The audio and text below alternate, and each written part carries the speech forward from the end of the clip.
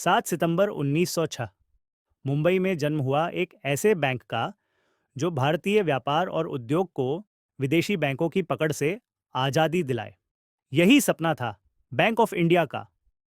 मुंबई के मशहूर कारोबारियों ने मिलकर रखी इसकी नींव ताकि भारतीय व्यवसाय को मिले आधुनिक बैंकिंग की ताकत। 1969 तक ये बैंक निजी स्वामित्व में रहा, लेकिन उसके बाद 13 अन्य बैंकों के साथ हुआ इसका राष्ट्रीयकरण और तब से बैंक ऑफ इंडिया बन गया देश की आर्थिक धड़कन का हिस्सा।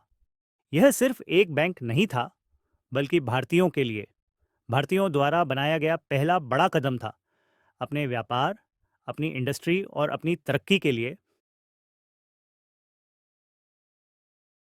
7 सितंबर 1931 को लंदन में शुरू हुआ द्वितीय गोलमेज सम्मेलन।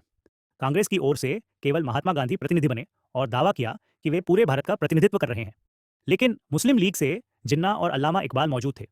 इसी दौरान डॉक्टर अंबेडकर ने दलितों और पिछड़े वर्गों के लिए अलग राजनीतिक प्रतिनिधित्व की मांग रखी। गांधी जी दोनों समितियों, संघीय और अल्पसंख्यक, में सदस्य बने। सर शफी ने जिन्ना के 14 सूत्रीय प्रस्ताव को संविधान में शामिल करने की मांग की। परिणाम, सम्मेलन किसी ठोस निष्कर्ष पर नहीं पहुंचा। गांधी और अंबेडकर के बीच मतभेद उभरे, जिनसे आगे चलकर पूना पैक्ट 1932 का रास्ता बना। यही था द्वितीय गोलमेज सम्मेलन, जहां भारत की आज़ादी के साथ साथ समाज में प्रतिनिधित्व का बड़ा सवाल सामने आया। 7 सितंबर 1965 की रात, भारत पाक युद्ध के दौरान पाकिस्तान नौसेना ने छेड़ा अपना पहला बड़ा हमला, जिसे कहा गया ऑपरेशन द्वारका। पाकिस्तान के 7 युद्धपोत गुजरात के तटीय शहर द्वारका तक पहुंचे। उनका मकसद था वहां मौजूद रडार स्टेशन को नष्ट करना, जो भारतीय वायुसेना की मदद करता था।